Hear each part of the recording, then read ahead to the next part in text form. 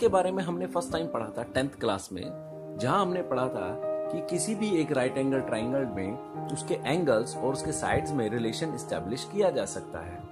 लेकिन क्या कभी आपने सोचा है कि ये रिलेशन एस्टेब्लिश करने का ख्याल सबसे पहले किसके मन में और कैसे आया? तो चलिए मैं आज आपको ले चलता हूँ इतिहास की सैर पर, जहां पर हम जानेंगे कि ट्रिग्नोमेट्री की शुरुआत कैसे हुई। आज से करीब 2500 साल पहले एक महान मैथमेटिशियन पैदा हुए जिनका नाम था थेल्स। ग्रीस के मिलेटस नाम के शहर में ये पैदा हुए।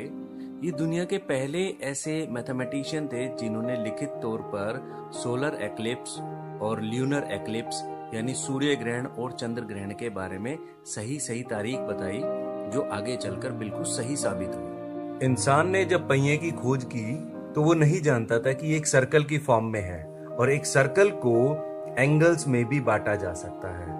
थेल्स वो पहले व्यक्ति थे जिन्होंने हमें बताया कि एक सर्कल को 360 डिग्री एंगल में हम किस तरह से बांट सकते हैं। थेल्स ने ही हमें बताया कि कैसे हम ऊंची मीनारों की ऊंचाई को नाप सकते हैं। उन्होंने हमें बताया कि जब हमारी परछाई की लंबाई हमारी खुद की ऊंचाई के बराबर हो जाए, उस समय हम किसी भी ऊंची मीनार की परछाई नापकर उस मीनार की ऊंचाई के बारे में पता कर सकते हैं। हालांकि इजिप्शियन थेल्स से पहले से ही ये सारी गणनाओं के बारे में जानते थे, लेकिन ट्रिग्नोमेट्री को सही मायने में पहचान देने वाले थे हिपार्कस, जिन्होंने टेबल ऑफ कॉर्ड्स का निर्माण किया।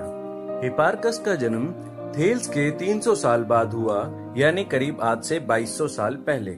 उनके बनाए हुए टेबल ऑफ कॉर्ड्स की वजह से ही उनको फादर ऑफ ट्रिग्नोमेट्री कहा जाता है। लेकिन हिपार्कस के काम को पहचान दिलाई उनके 500 साल बाद जन्मे थियोन ने और उनकी बेटी हेपेटिया ने।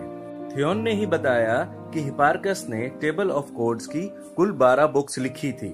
लेकिन इसका मतलब ये बिल्कुल भी नहीं है कि केवल ग्रीक्स ने ही ट्रिग्नोमेट्री में खोज की और उसकी रचना की।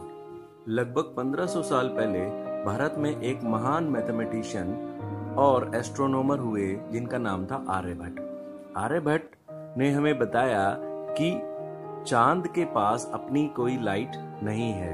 उन्होंने बताया कि सभी प्लैनेट्स अपने ऑर्बिट में सन के अराउंड रिवॉल्व करते हैं। उन्होंने पाई की वैल्यू कैलकुलेट की।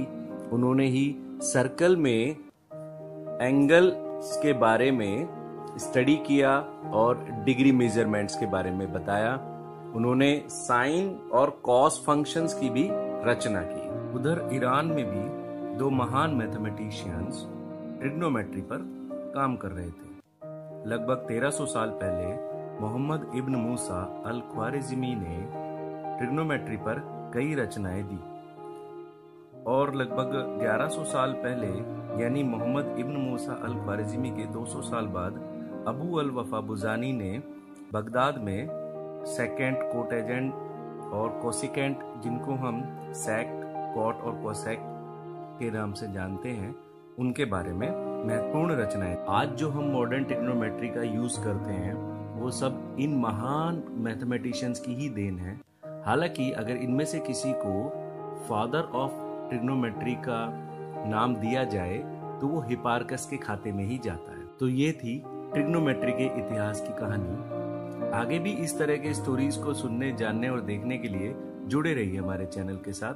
सब्सक्राइब कीजिए, लाइक कीजिए और शेयर कीजिए।